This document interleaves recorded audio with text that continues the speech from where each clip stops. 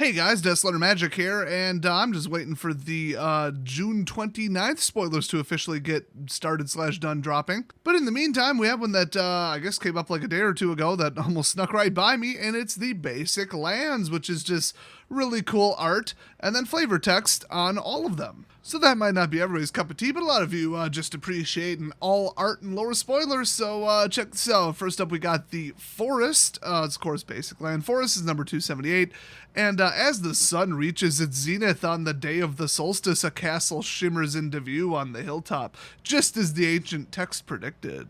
So these are all like classic Dungeon Master setup lines. I love it. In fact, these might be direct quotes from old D&D books. I mean, they didn't say they were, but they might as well be, which means they might as well be. I know, I'm basically a level 20 bard. Wordsmithing is clearly my forte. So next up, we've got another forest. As you venture deeper under the boughs of Neverwinter Wood, arrows in a tree trunk suggest you might not be welcome. Ooh, you about to get shot. Next up, we've got another forest. As monsters from the Underdark rampage across the world above. Oh, they never come up here.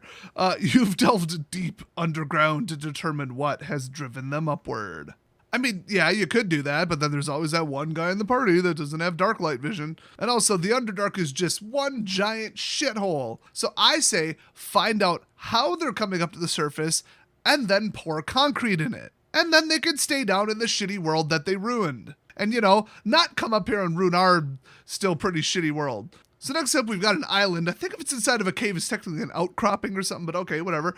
In crystal-studded waters far below the surface, you've discovered an incubating egg of mysterious origin. Oh, that's Pokemon. It's going to be a Togepi. Guys, I know all the lore. They're not going to sneak anything past me. Next up, we've got an island. Yeah, I don't know what those obelisks are. I have no idea. After careful study, you've determined that the giant runes serve to track the movement of the planets. And they will soon align once more. That usually means some evil dude's going to do some evil thing with some evil spell. There's only one solution, and it's not to disrupt the ritual or kill him. It's blow up one of the planets. Next up, oh, how classic is this art? I love everything about this. We've got, as your ship clears the edge of Waterdeep Harbor, you notice pirate sails on the horizon. What has made them so bold? Doesn't matter, they're 5-10 minutes out and you got time to go raise the guard, so I mean, they're getting arrested. Next up, we're switching to mountains, and this one says, you meant to simply rest in Hundlestone, but the miners have told you stories of whispers in the dark below. Oh, I know this one. It's Balrog. I'm gonna find him and name him Billy. So next up, we got another mountain. It's your path lies across the spine of the world, where every cave hides some new danger.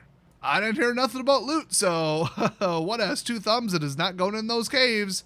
Ya boy des. And then the very next one, because this is so what my party would do, you venture deep into the heart of the mountain. Dang it, murder hobos, to determine what can calm its quaking rage. Have we tried ignoring it to see if it goes away? I'm just saying. Next up, we've made it to the plains. You've traced the tensions in 10 towns to the dwindling reindeer populations. But what has been hunting them? I'll just come clean. It was me. I was selling their furs. I'm all about that loot life. Oh, and they were low level. I was getting some XP in my archery skill. Next up, seeking to learn why the ancestors have fallen silent. Probably 'cause they're dead. You've made your way to their ancient cairns. Pretty sure a cairn is a stack of rocks, not one big rock. Okay, hold up. I looked it up at dictionary.com. You're gonna love this. 1, a mound of rough stones built as a memorial or landmark, typically on a hilltop or a skyline. So yeah, those are just not that. They're all one. That's not a cairn. But the second definition, a small terrier of a breed with short legs, a longish body, and a shaggy coat, and oh my god, are they adorable. And neither of those are pictured in that artwork. I'm twice as angry as I even knew I should have been. But legitimately, when they said draw some cairns, or they looked at the picture and said, well, those are definitely cairns, one of the two of those people screwed up. This is like an actual significant error. God, Wizards, you had one job. So next up, we've got searching for a vanished caravan that was bound for Silvery Moon. You've come to a bank of mysterious fog. Yeah, blow it away or we ain't walking into it. That just screams trap. Next up, we've got a swamp, and it says, as a plague ravages the world above, I bet it's from the swamp, you've made your way into the Underdark again in search of a fungal panacea. Or is it panacea? I think I always said that wrong. Panacea. Oh, con el acento en el termine, veo. Yeah, the Underdark is pretty much just poisons. That's why I hate the Drow, because they're bullshit OP poison. 5D, 12D is nuts, okay? That's bullshit. So next up, we've got your search for a stolen artifact has brought you to the edge of the mirror? I don't know what that is. Of dead men. Getting some mileage out of that dictionary.com today. Oh, good thing I scrolled down because I was about to say this is like typo/mistake number 2. Apparently it's a lake, pond, or arm of the sea. Never heard that word before in my life. Well, except for its first definition, which means like merely, mirror. And finalmente, we have, as you trudge through the sewers of Baldur's Gate, it dawns on you, where are all the rats? Okay, I'll come clean on this one too. After I got done with the, what was it, caribou elk? I don't know, I forgot. Yeah, I went and trapped all the rats and sold them to alchemists. I'm on that hustle, boy. I gotta get that gold coins. So anyway, that's all the cool phrases on all of the lands. A lot of people like, the borderless, the full art, the, I don't know, artists that they like or whatever. It tends to drive up, the cost a bit. But I think these, just because they're so classic D&D, might be worth a little something. I don't know. It might be a little bit of a stretch there. It doesn't exactly strike me as like an unland.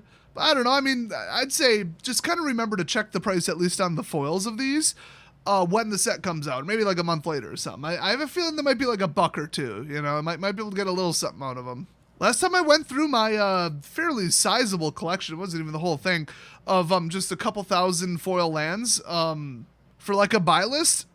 Some of them were like $1.50 from like recent sets, like 3 years ago. I ended up with like $40 from basic lands. I couldn't believe it. So I mean, just saying, don't let that be a blind spot when, you might be leaving money on the table. So thanks for tuning in to this episode of Des Learns New Words, and I'll see you guys for a much bigger spoiler video later today.